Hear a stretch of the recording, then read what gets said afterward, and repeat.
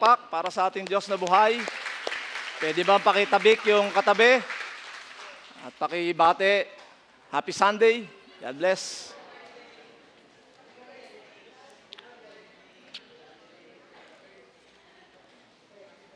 Minsan si Bochok umuwi sa kanilang bahay at nagsabi sa kanya, Mrs. Sweetheart, pag uuwi ako ng bahay galing sa trabaho, pagod na pagod ako.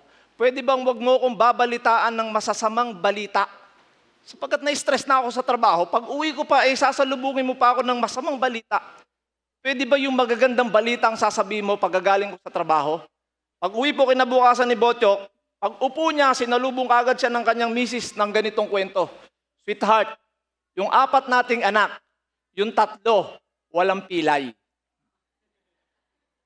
Yung isa meron. At least yung 3, yun ang binalita niya. Yung 3, walang pilay. Alam niyo ho ba na nakakashock na makareceive ng mga masasamang balita? Ka-experience na ba kayo na may tumawag, no? Tapos at sinabi, umuwi ka ng bahay. Tapos nanginginig yung nagsasalita, umiiyak. Na? Tapos ikaw naman, bakit? Ano nangyari? Basta umuwi ka muna. Dito ka na sasabihin. Nakaka-stress yung mga ganong balita. No? Tapos pag uwi mo, tahimik yung mga tao. Kasi i-BP ka muna. Pag okay ang BP mo, tsaka sasabihin. No?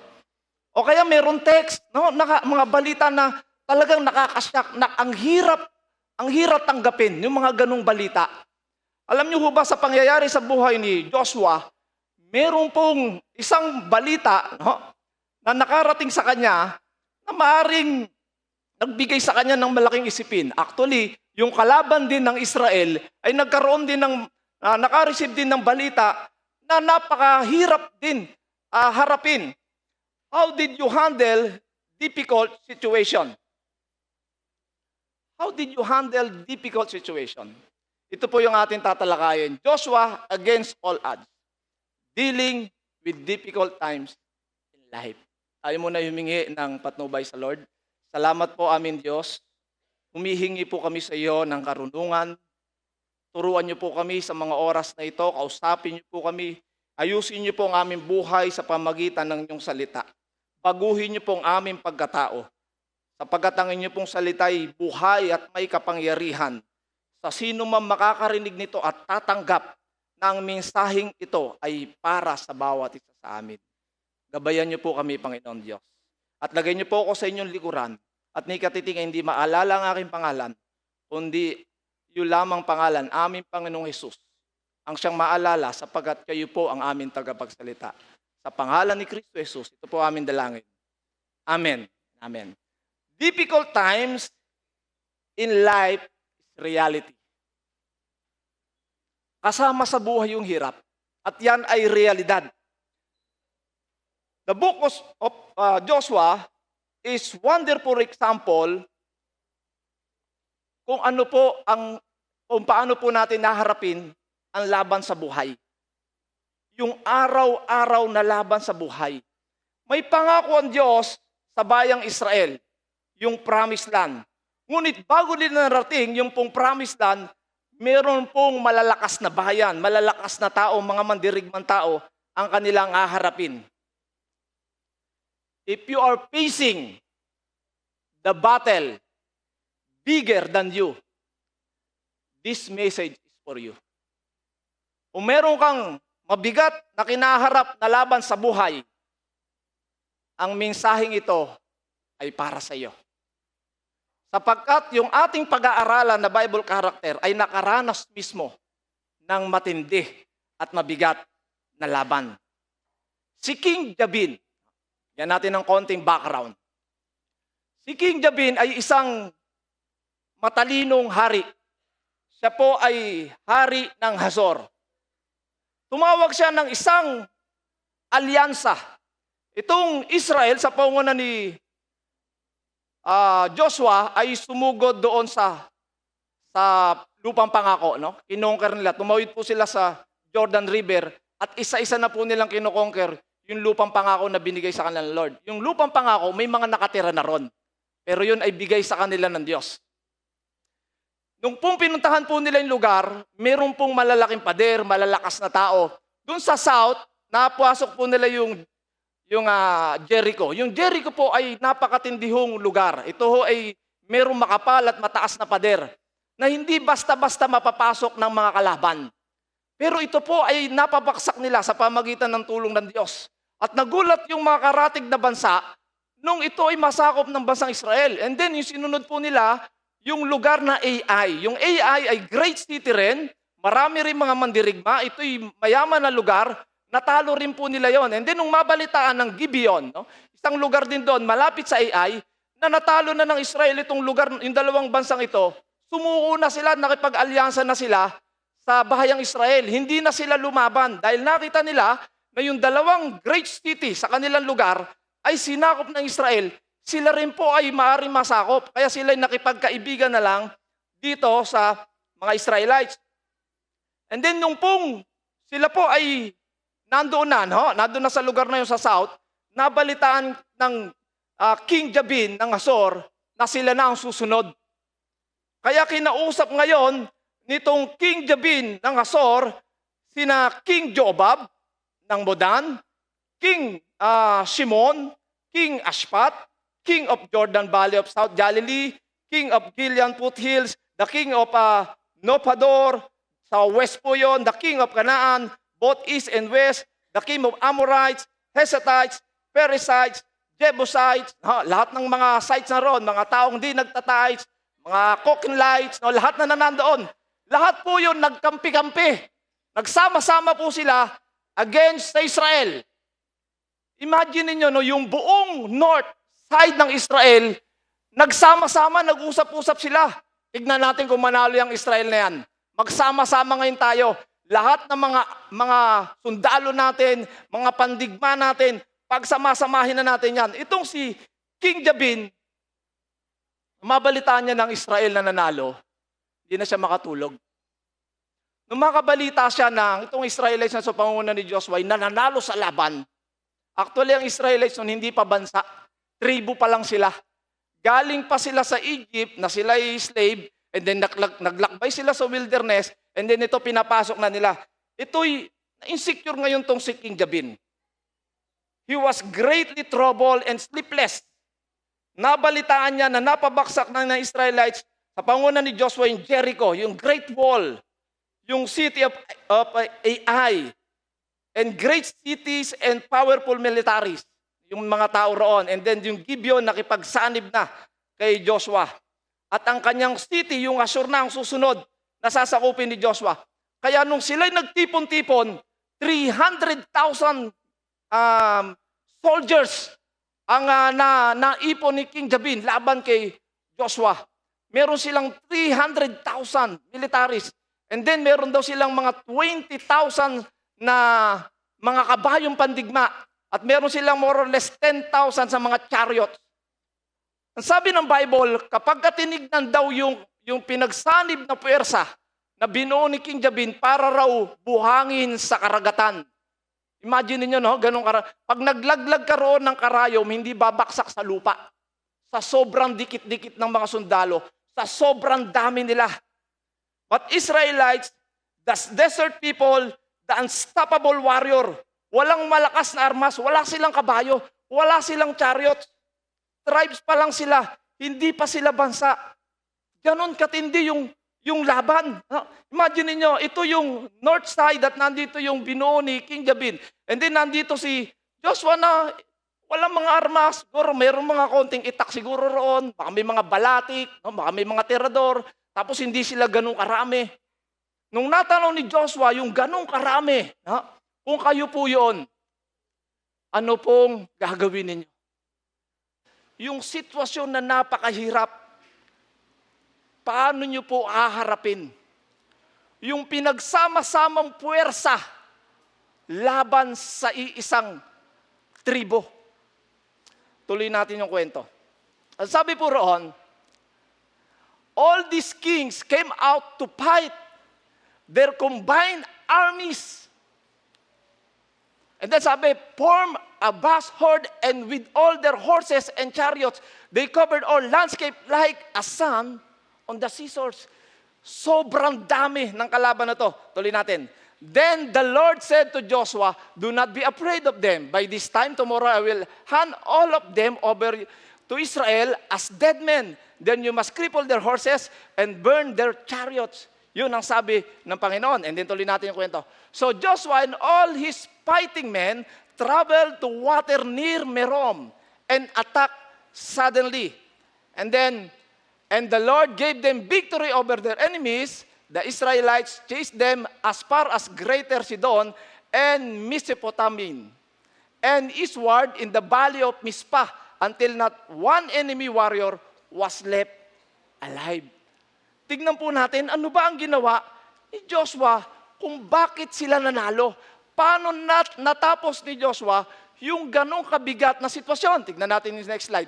Then Joshua crippled the horses and burned all the chariots as the Lord had instructed.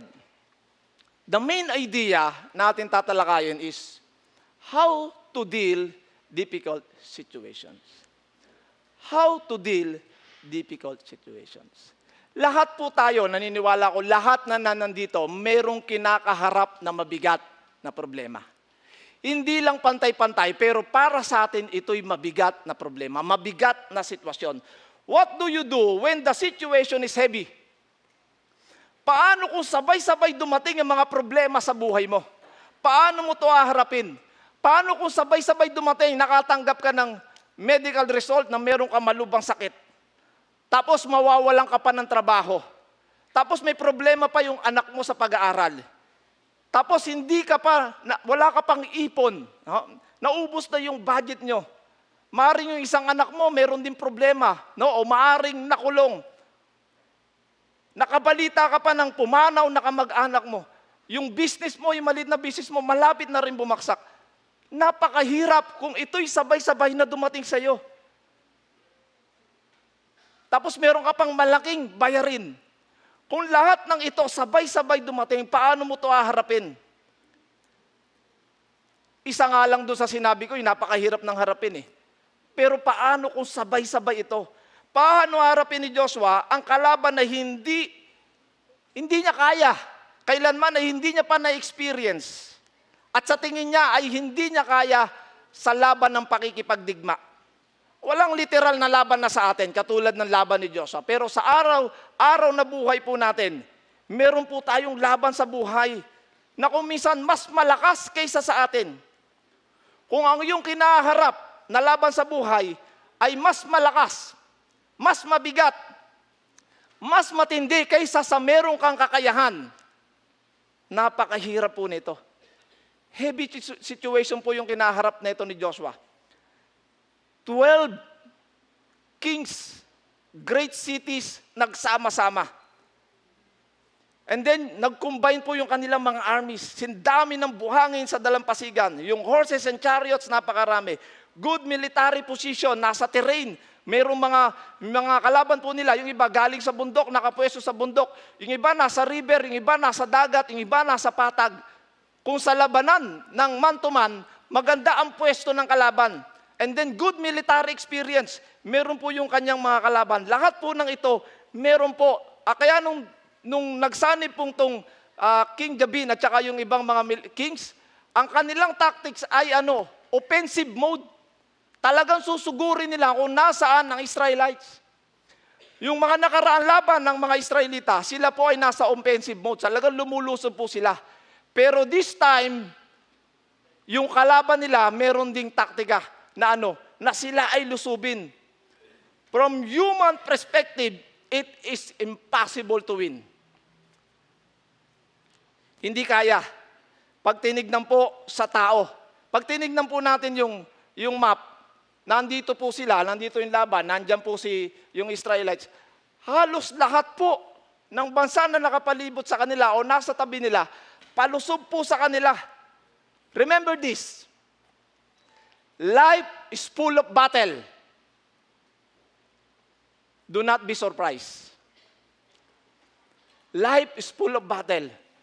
Do not be surprised. Huwag ko kayo mabigla. Expect nyo na araw-araw may laban sa buhay. Expect natin na kapamilya natin biglang magkakasakit. Meron kang magandang trabaho, biglang mawawala. Meron kang maayos na negosyo, biglang babaksak. Maayos na relationship, biglang magkakalamat. Life is full of battle. Don't be surprised. Si Joshua was a skilled military. No? Bata pa ho to, no? Halos ang edad po ni Joshua, siguro mga 28 siguro to 35. Batang-batang head ng isang tribo, ng isang mga mandirigmang sundalo. Young commander. Isa po siya sa mga 12 spies noong panahon ni Moises na kung saan pinatiktikan ni Moises yung lugar ng Kanaan. Alam niyo ho ba yung mga officers sa buong mundo, hanggang ngayon pinag-aaralan kung paano nanalo si Joshua sa laban. Yung mga sundalo, yung mga bansa ngayon na mga commander, pinag-aaralan po nila yung taktika ni Joshua sapagkat napaka-imposibleng laban pero pinanalo. Actually, sa total po, in all, 31 kings, combined north and south, ang tinalo ni Joshua. 39 na bansa at 39 na mga mandirigmang hari. Tingnan po natin to. 10 puntos lang po ang ating pag-aaralan. How to deal difficult situation. Keep on moving. Keep on moving. Tingnan nyo, no? So Joshua and all his fighting men travel. Naglakbay sila. Hindi po sila defensive mode. Sinalubong po nila, pinuntahan po nila yung lugar ng kalaban. Kaya, paano ba natin naharapin yung mga mahihirap, no, yung mga difficult situation ng buhay natin? Keep on moving. Many times, difficult situation can stop us, paralyze us. Maraming pangyayari sa buhay natin na every time na meron tayong kinaharap na bibigat na laban, hindi tayo makakilos. Humihinto tayo. Gusto na nga natin mag-quit. Sa mabibigat na sitwasyon ng ating buhay, ang normal reaction natin is to stop. Pero ang sabi ng Lord sa umagang ito, move. Keep on moving. Keep on moving. Tinawag po ng Diyos si Joshua to move forward with faith. He attacked them. This man of faith did not hesitate. He went to the offensive against all odds. Bagamat lahat ng nakapaligid sa kanya ay laban sa kanya, hindi po siya napahinto. Siya po ay tuloy-tuloy. Travel. Tignan niyo po natin, ha. Here's my challenge, no? Brothers, ito challenge sa buhay po natin. Let's always be ready to accept any new challenges na bigay sa atin ng Lord. Every time na mayroong mabibigat na sitwasyon sa buhay po natin, i-take po natin yan and move forward. Sapagkat sa mga challenges ng buhay, may ituturo ang Diyos. Don't wait, the battle is over. Move with faith and take your possession. Ang sabi ng Lord, sa inyo yan lugar na yan. Keep moving. Huwag kayong hihinto. Bigyan natin ng konting background. Alam nyo ba na bawat isa sa atin mayroong destiny, mayroong promised land? May lugar para sa atin, may pwesto ang Diyos para sa atin. No? Meron isang lugar na kung saan espesyal para sa atin. Isang panahon, isang sitwasyon na inilaan ng Diyos para sa atin. Pero kailangan lang natin lumaban. Tignan po natin yung background muna bago nakarating dito sila Joshua. Doon po sa paglalakbay po sa pangunguna ni Moises, si Moises po nagpadala ng 12 tiktik. Tiktikan nyo yung lugar na pinangako ng Diyos sa atin. Tignan nyo yung mga muog, yung mga tao ng lugar, yung mga tao kung malalakas ba, mahina. Yung lupa, tignan nyo kung sagana ba, saan ba tayo dadaan, alin mahina sa kanila, saan malakas. Tiktikan nyo. Yung 12 pinadala roon. Kasama po roon si Joshua at saka si Caleb. But nung pinuntahan po nila yon for 40 days, no? Pinatiktikan po, hindi ako nagkakamali, 40 days. Imagine niyo, pagpunta po nila roon, hindi pwedeng sama-sama. Hindi pwedeng 12, sabay-sabay kayo maglalakad. Titiktikan nyo nga eh. Makita kayo ron. Ba, may mga ibang tao rito ah. Maaaring nung pumunta sila ron, hiwa-hiwalay sila. Hindi magkakasama. O maaaring dala-dalawa. Maaaring may takip sila sa mukha. Hindi sila nagsasalita para hindi mahalatang hindi sila taga roon. No? Tapos, tinitignan nila. Dadaan sila kunyari sa mga sundalo. Tiniktikan po nila yon. Tinignan nila yung lugar. And then yung pagbalik po nila, no, nagbigay po sila ng report. At ito po ang report nila. Tingnan po natin sa Book of Numbers, chapter 13. But Caleb tried to quiet the people as they stood before Moses. Bigyan mo ng konting background. Nung nag-report po yung 10, sabing ganun muna ni Caleb at ni Joshua, napakaganda ng lugar. Sagana-sagana ang lupa. Meron tubig. Ang katibayan niya, yung mga ubas na dala nila, sinlalaki ng buko. Imagine niyo ubas, sinlalaki ng buko. Ganong kasagana yung lupa. Flowing with milk and honey. Ang sabi nga nun, napakaraming gatas. Meron honey. Ibig sabihin, may mga magandang lupa. No? Nakakakain ng mga baka. Kaya may nagkakaroon ng gatas. May mga damo. Saganang lupa. Napakaganda. No? Tapos kinuwento rin nung dalawa, ni Joshua at ni Caleb, matataas ang pader nila. Malalaki ang tao. May mga higante. Yung 10 nag-report din, ang sabi, hindi natin sila kaya. Ito sabi ni Caleb at saka ni Joshua, huwag na tayong magpatumpik-tumpik pa. Puntahan na natin yon. Ibibigay sa atin ng Diyos yun. Napakaganda ng lupa. Yung 10 ang sabi, hindi natin kaya. Napakalalaki ng tao. Higante sila. Para lang tayo mga tipaklong. Kakainin tayo ng buhay. Ang sabi nilang ganon. Yun yung report ng dalawa. 10 against 2. Okay, tingnan natin, no? But Caleb tried to quiet the people. Si Caleb, kasama ni Joseph, stood before Moses. Let's go at once to take the land. Move forward to si Caleb eh. Let's go, take the land. Kunin na natin. Sa atin yan. Okay? He said, we can certainly conquer it. Madali natin silang talunin. Madali natin silang masakop. Next slide. But the other men who had explored the land with him disagree. Nako, wag natin puntahan. We cannot go up against them. They are stronger than we. Tingnan nyo ha, parehas na lugar ang pinuntahan nila. Parehas na tao nakita nila. Pero magkaiba ang kanilang interpretasyon. Yung Caleb at saka Joshua, kaya natin yan. Puntahan na natin. Malalaki sila pero ibibigay sa atin yan ng Diyos. Offensive mode, pero yung 10 hindi. They are stronger than we. Mahina tayo. Malalaki sila, hindi natin sila kaya. Next. That night, all members of the community raised their voices. Yung narinig ng buong Israel, yung kwento ng 10 spy na wag natin puntahan, di natin kaya, nag-iyakan ng buong Israel. Natakot po sila, nagreklamo sila sa Diyos. Magdamag po silang umiyak sa Diyos at nagreklamo na bakit dinala sila ng Diyos dito. Nilabas pa sila sa Egypt, papatayin din pala sila. And then ang sabi, next slide. All the Israelites grumbled against Moses and Aaron. Nagreklamo sila kay Moses and the whole assembly said to them, if only we had died in Egypt or in this wilderness, mamamatay din pala tayo. Sana doon pa sa Egypt. O kaya dito na lang, bakit dadalhin niya pa tayo roon? Tingnan natin next slide. Why is the Lord bring us to this land only to let us fall by the sword? Bakit pa tayo nilabas ng Lord? Papatayin din pala tayo dito.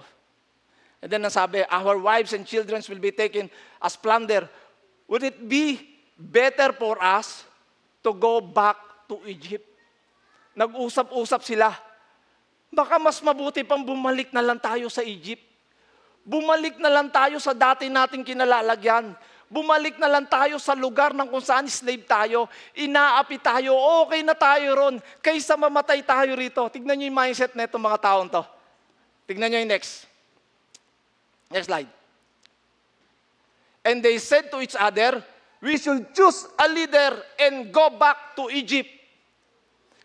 Alam nyo ho ba na hindi makakarating sa Egypt yung mga taong mareklamo na to? Nagkaisa sila, balik na lang tayo sa Egypt. Hindi nakarating sa lupang pangako ang lahat ng may mga old mindset. Yung mindset na hindi natin kaya, kakainin tayo ng buhay, malakas sila, mahina tayo, higanti sila, maliit tayo, matatalo tayo, matibay ang kanilang mga pader, ang kanilang mindset, mas mabuti pa kaysa sa dati.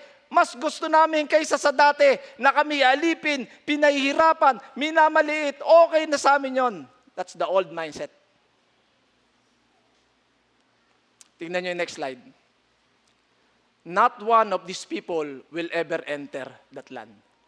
Ang sabi ng Lord, walang makakapasok sa lupang pangako itong mga taong mareklamong ito. Ni-specify ng Lord. Next slide. you will all drop dead in this wilderness because you complain against me. Every one of you who is 20 years old or older. Lahat ng 20 years old, pataas, hindi makakapasok sa lupang pangako. Bakit? Ang mindset nila, old mindset, old thinking, ang kanilang isip, balik na lang tayo sa dati. Hindi natin kaya yan. Mamamatay tayo dyan. Balik na tayo sa dating kinalalagyan natin. And it was included in the registration will be. Nagkaroon ng registration noon. Lahat ng mga edad, 20 years old pataas, ang sabi ng Lord, hindi makakapasok sa lupang pangako. Tingnan natin. You will not enter then occupy the land, swore to give you. The only exemptions will be Caleb, son of Jephunneh, and Joshua, son of Nun. Lahat na nakapasok sa lupang pangako, 19 years old below.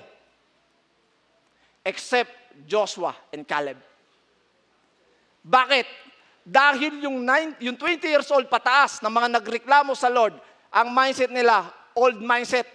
Ang iniisip nila, dating lugar. Ang iniisip nila, dating pwesto. Ang iniisip nila, dating buhay. Ang sabi ng Lord, hindi pwede makapasok sa lupang pangako yung mga may old mindset. Si batang Joshua at Caleb, yung new generation lang makakapasok sa lupang pangako dahil sa kanilang mindset ay iba. Winning mindset, moving forward, faith doon sa Lord at fearless. Tandaan nyo ito Ang isang taong takot, laging ang gusto ay yung nakaraan at yung mga nakasanayan at ayaw subukan ng pagbabago.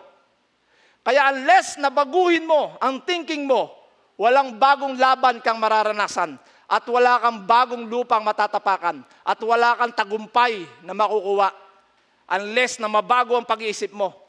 After na magreklamo ang mga Israelites, 20 years old pataas, paikot-ikot lang sa wilderness hanggang sa sila ay mamatay. Nung lahat ng mga taong yon, 20 years old, nung namatay na, tsaka lang sila nakapasok doon sa lupang pangako. After nilang magreklamo yung mga Israelites, lahat po yun, walang moving forward, walang offensive mode, walang promise lang sila nakita. Kaya kung gusto mong magtagumpay galing sa Lord, accept the heavy situation with faith and keep on moving. Yung old mindset, ang kalaban niyan, sarili. Pagka old thinking ka, ito na ako, ito na sitwasyon namin, hindi na ito mababago. Old thinking yan. At ang kalaban mo, sarili mo. Ayaw ng mga challenges, ayaw ng hirap, ayaw ng pagbabago. Yung old mindset, refuse the hard way. If you refuse, move on, dalawang bagay lang ang pupuntahan mo. Stay sa wilderness, a place of testing, or go back to Egypt, a place of slavery. Pero kung meron kang bagong mindset, keep on moving to Canaan, a place of victory. Tingnan po natin. Next slide. If we experience against all odds, our attitude is to quit. Every time na marami nang lumalaban sa atin, marami ng mga pagsubok, napakabigat na ng problema, ang lagi nating iniisip ay magbitaw, huminto, umayaw. Pero ang paalala ng Lord sa umagang ito, keep on fighting. Say with me, keep on fighting. Keep on moving. It is always too soon to quit. Mabilis tayong umayaw. Ayaw natin ng hirap. Meron pong isang kwento, nagtataka raw yung mga nasa impyerno kung bakit meron isang espesyal na salamin doon sa gitna ng impyerno. At doon daw nakatutok yung mga spotlight, tas parang espesyal yung nakalagay ron sa loob ng salamin. And then, nang sabing gano'n ng isang namatay nung pumunta sa impyerno, ano ho ba yung nasa gitnang yon? Ba't parang espesyal yung nasa loob ng salamin na yon? Sinamahan po siya ni Satanas at nilapit po ron sa salamin. Alam niyo kung ano nakalagay? The greatest weapon. Discouragement. At yan po ang isa sa mabigat at matinding armas ni Satanas. I-discourage ka. if you don't allow the enemy to discourage you, one of his greatest weapons has been lost. Kaya ang gusto niya, yung mga anak ng Diyos, manlamig, hindi na sumimba, ayaw na umatin sa mga small group. Yan ang gustong-gusto ni Satan. At yan ang isa sa kanyang armas. Kung gusto nating maranasan ng tagumpay galing sa Lord, keep on moving. Keep on fighting. Lagi natin sasabihin, every morning, I'm ready to engage. I am ready to fight. I am ready to move forward. Forward si Joshua po, ang kanya pong laging iniisip ay sumugod sapagkat kasama niya ang Diyos. Don't quit. Nasabi niyo na ba sa sarili niyo, ayoko na? Pagod na ako? Suko na ako? Tama na? Nasabi niyo ba sa sarili niyo yan? Alam niyo ho ba, more than 100 times ko nasabi sa sarili ko na ayoko na magpastor. Every time na nakakaharap ako ng mabigat na laban, lagi kong sinasabi sa sarili ko, ayoko na. At every time na nandun ako sa pinakamababang sitwasyon ng aking buhay, lagi ako hinahawakan ng Lord. Sinasabi ko dati, it is impossible. Pero ang sabi ng Lord, what is impossible with men is impossible with God. Minsan sinasabi ko sa sarili ko, I'm so afraid. Pero ang sinasabi ng Lord, don't be afraid. Bakit? Dahil hindi po nasusurpresa ang Diyos. Alam ng Diyos ang lahat ng pangyayari. Kung naranasan mong sabay-sabay na umatake sa buhay mo ang napakaraming problema, sabay-sabay umatake yung trabaho, problema sa trabaho, problema sa anak, problema sa asawa, problema sa pera, problema sa kalusugan, sa negosyo, sa magulang, sa kapatid, sa pag-ibig, sa school, sabay-sabay po yan. Kung minsan, ang mga kalaban natin, sa ating kapanahunan ay nagkakampi-kampi. Na-experience nyo na ba yan? Yung mga laban ng buhay natin nagkakampi-kampi. Nagkampi-kampi si Meralco bill, internet bill, Maynilad, school fees, credit card. Sabi ko, grabe, nagsabay-sabay naman to. Nakatusok yan doon sa pader. Kaya nakalagay doon sa mga lamesa. Pag tinignan mo, sabay-sabay. Napakahirap harapin. When every situation is against you, don't be afraid. Why? Next slide. If God is for us, God is for us. Kung ang Diyos nasa tabi natin, kung ang Diyos panig sa atin, kung ang makapangyarihan sa lahat, hawak tayo, sino makakatalo sa atin? Wala. Anong man laban na harapin natin, ipapanalo natin. Dahil ang Diyos ang katabi natin. At yun ang sabi ng Diyos. Romans 8:31, if God is for us, who can be against us? Sino makakatalo sa iyo? Sino lalaban sa iyo? Sino magpapatumba sa iyo? Wala. Dahil ang makapangyarihan sa lahat, nasa tabi mo na. Remember this, brothers and sisters. Facing God first, before facing your battle. Facing God first, before facing your battle. Because the closer get to God, the closer you get to God, the smaller the enemies become. Kapag ka sobrang lapit mo sa Diyos, lahat ng tignan mong laban, maliit. Tandaan niyo yan. Kapag ka sa sobrang lapit mo sa Diyos, lahat ng kaharapin mong laban ng sitwasyon ng buhay, maliit. Meron kaming kuha sa Camiguin, nung Cavite 2, mga pastors. Tignan niyo, bigyan ko lang kayong sample patungkol doon sa kung mas malapit ka sa Diyos, mas malaki ang tingin mo sa Diyos kaysa sa laban. Yung camera, kapag mas malapit, dito kay Pastor Jubel, lahat ng nasa malayo, maliit. Ganyan.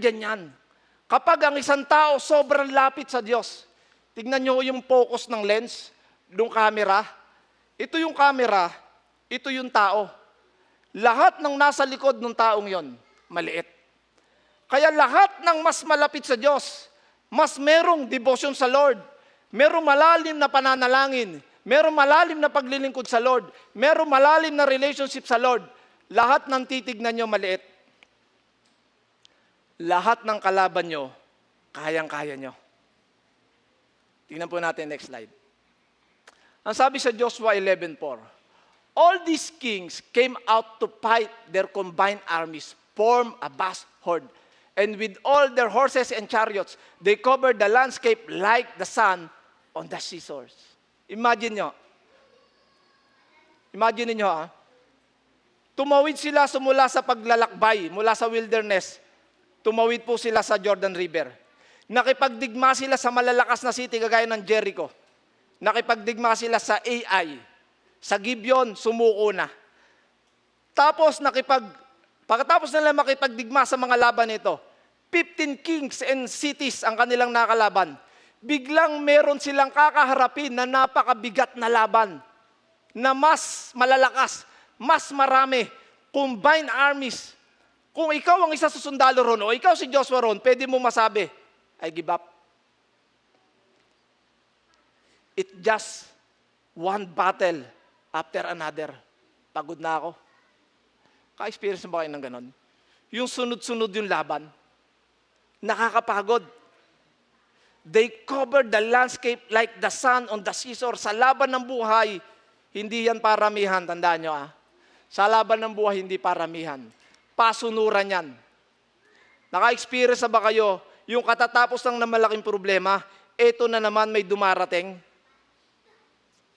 Parang yung kanta ni Gary Valenciano, nawawala, bumabalik. Ganyan-ganyan ang problema no? And then, tingnan natin next slide. This is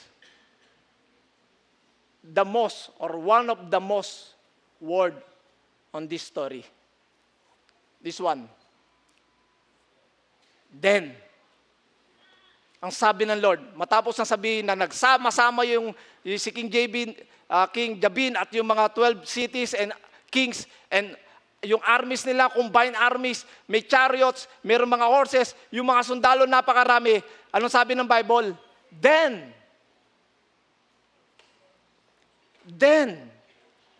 if God put a then, if God put a but, or sa Tagalog, ngunit, yung sitwasyon, nagbabago. God will shift your position. Kaya mula sa napakalaking problema, ang sabi ng Lord, then, the Lord said to Joshua, kapag ang Diyos naglagay ng then, ng but, or ngunit, or pero, pinapalitan ng Lord ang sitwasyon. Ano sabi? Don't be afraid of them. Sometimes we are afraid to move forward because of scared. Tatakot tayo. Takot tayo sa problema. Takot tayo sa pagsubok. Sa napakaraming kakaharapin ng buhay. Ayaw natin lumaban. Ayaw natin subukan. Bakit? Takot kasi tayo.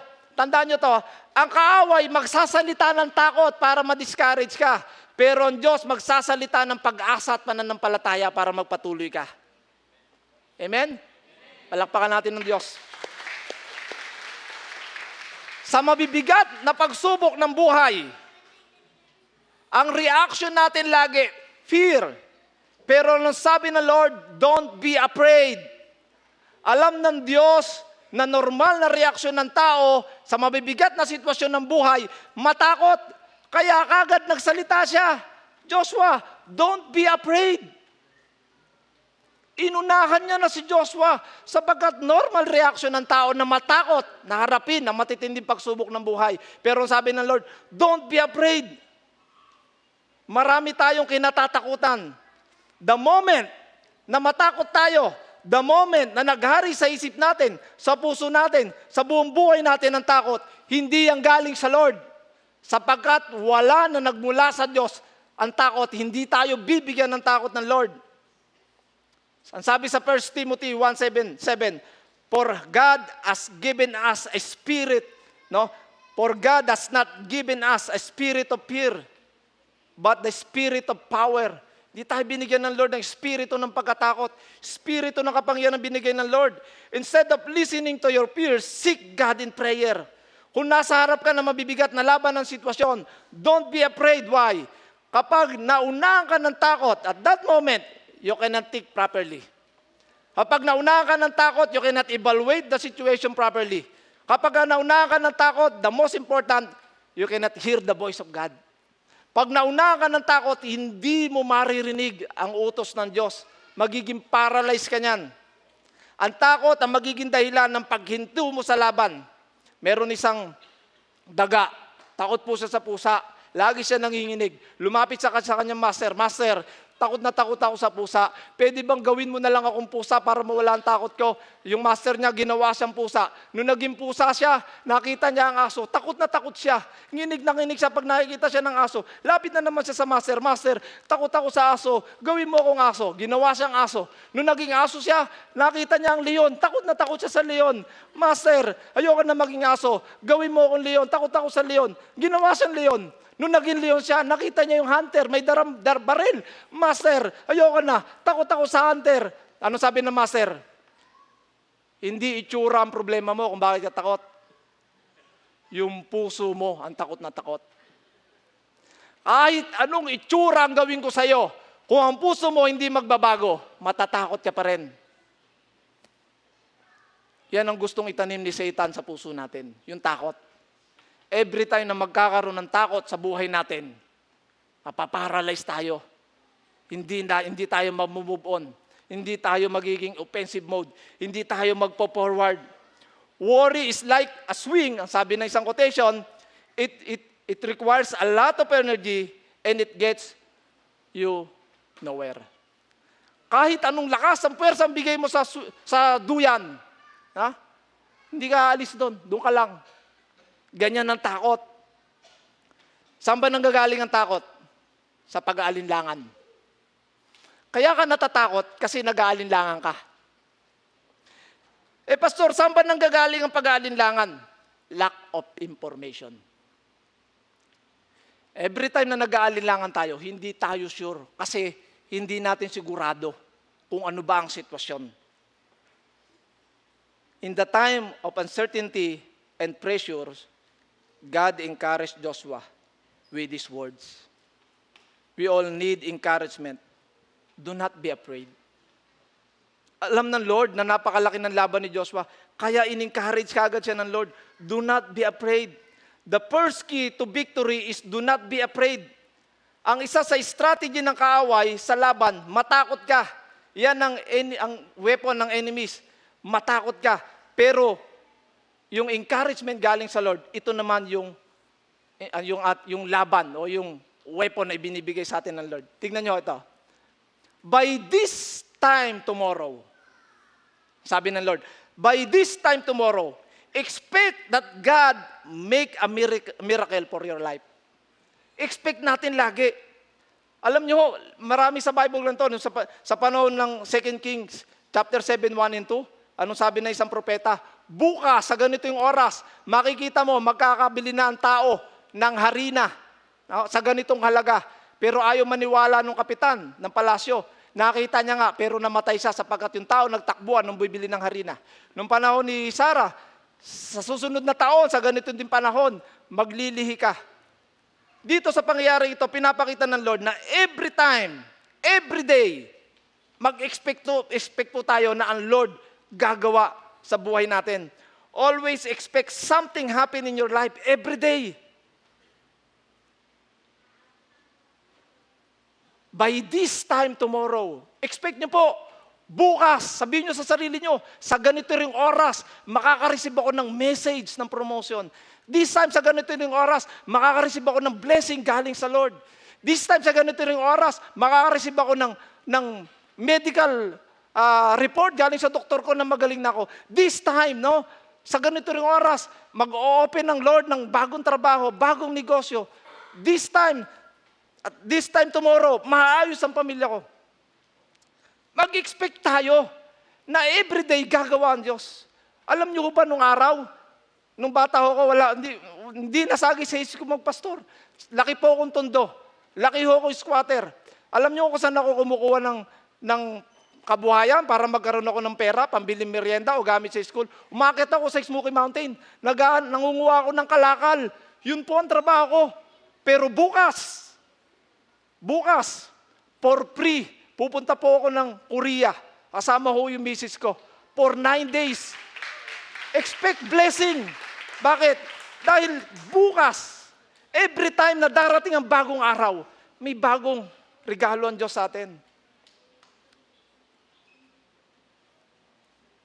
By this time tomorrow, if you have struggled with discourage and heaviness, I declare right now, in the name of Jesus, tomorrow, sa ganito ring oras, mayroong blessing ang Lord sa akin. Next, lapit na tayo matapos. You must cripple there. Anong sabi? Ang sabi ng Lord, ihiwain nyo yung mga hita, yung mga litid ng kabayo para sila'y mamatay. Tingnan nyo para sila'y manghina. You must cripple their horses and burn their chariots. Remember this, do not enter the battle without these two. Kung kayo po'y may kinaharap na laban sa buhay, do not enter the battle without these two. Number 1, inspiration. Yun ang sinabi ng Lord na, don't be afraid. Inspiration yon. Para ma-lift up yung spirit ni Joshua. Every time na magbabasa kayo ng Bible, ini-encourage kayo ng Lord. At yan ang isang weapon natin. Pangalawa, instruction. Tignan niyo yung instruction ng Lord. Babaliin nyo. Iitakin nyo, sasamurin nyo, ispadihin nyo yung mga litid ng paan ng kabayo para sila'y manghina. Then you must be cripple their horses. Ibig sabihin po nun, made them ineffective for battle. Pagka hiniwa po yung panon, magiging powerless na ang mga kabayo, magiging useless na. Interesting po bakit gusto ng Lord na sunugin yung mga chariots at saka paliin yung mga paan ng kabayo. Bakit to? Dahil pwedeng kunin ng mga Israelites, itong mga kabayo pag tinalo na nila, itong mga karwahing ito, alam niyo ba yung kabayo't karwahe nung panahon nila? Powerful ka kapag meron ka nito. Parang mga tangke yan nung araw. Meron kang mga missiles, meron kang mga tangke. Kapag meron kang ganyan, katatakutan ka ng ibang bansa. Yun ang ayaw na ayaw ng Lord. Kaya sinabi sa kanya, baliin yung mga paa, sunugin yung mga karwahe. Bakit? Kasi ayaw ng Lord na yung mga Israelita manangan sa galing ng mga kabayo at mga karwahe. Hindi na sa Diyos. Manangan na sila, mananalo kami, may karwahe kami. Ayaw na ayaw ng Lord yung ganon. Kaya ano sabi ng Lord? Sunugin nyo. Bakit? Tignan po natin. Psalms 20 verse 7. Some trust in chariots and some in horses, but we trust in the name of the Lord our God. Brothers and sisters in Christ, the most powerful weapon ay hindi yung kabayong pandigma, hindi yung karwahing pandigma, kundi yung makapangyarihang pangalan ni Jesus. Nung si Jesus Christ at yung mga disciples, nung sila'y nagpapagaling, in the name of Jesus, nung nakilala nila si Jesus at nangaral ni Jesus Christ na makapangyarihan ang pangalan ng Panginoong Jesus natin, yun po ang kanilang ginamit. Dito po ako magwawakas. Meron isang hari,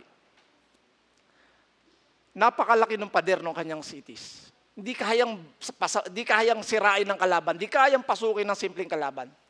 Anong sabi niya sa kanyang sarili? Kahit Diyos, hindi kayang pasukin yung pader ko. Kaya safe kami rito. Nagulat siya ng isang bansa pumasok sa kanilang lugar, nasira yung kanilang mga pader. At siya po'y papatayin ng kalaban. Tumakbo po siya ng ubod ng layo, itong haring ito, sapagkat siya'y papatayin. Napunta po siya sa isang bulubundukin, sa mga makweba. Pumasok po siya sa isang kuweba. Doon po siya nagtago, takot na takot siya. Sa magdamag na yon, siya'y nagpray at tumingin ng tawad sa Lord. Nanalangin siya na siya'y patawarin sapagkat nanangan siya sa pader na meron sila. Nakita niya nung madaling araw, narinig niya yung madaling araw, dagdaratingan yung mga kalaban, hinahanap siya, ginagalugat siya, papatayin siya. Takot na takot siya at nagpe-pray siya. Lumipas ang oras, nagliwanag. Hindi pumasok ang kalaban doon sa kuweba. Unti-unti siyang lumabas sa kuweba. Alam niyo kung ano nakita niya sa pinto ng kuweba? Nakakita siya ng isang gagamba na mayroon napakalaking sapot. Yung palang magdamag habang nagpe-pray siya, yung gagamba gumawa ng bahay doon sa may pintuan. At nang dumating yung mga kaaway, lahat ng mga kuweba na nandoon, pinasok nila. Maliban doon sa kuweba na pinaglalagyan niya, sapagkat natakot yung mga sundalo doon sa malaking gagamba na nakakover sa pinto. Kung wala sa iyo ang Diyos, kahit na sinlaki at singkapal ng mga pader, kayang gibain ng kaaway.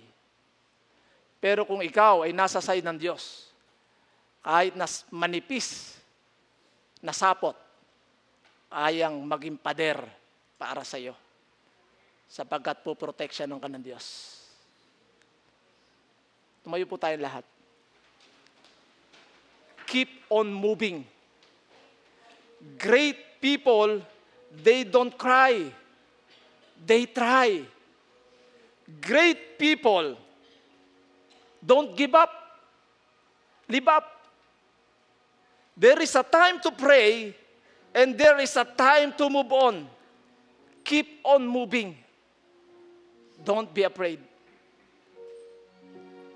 O Diyos na makapangyarihan, ang dalangin ko po, sa anuman laban ng buhay na amin pong kinaharap, naniniwala po kami na kami po'y inyong sasamahan.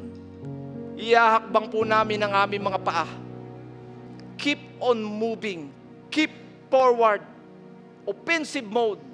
Sapagkat meron po kayong mga paglalagyan sa amin. Meron po kami mga pupuntahan na kung saan hinanda nyo po sa amin upang kami po'y makaranas ng dakilang pagpapalang galing sa iyo. Huwag lamang po kami matakot.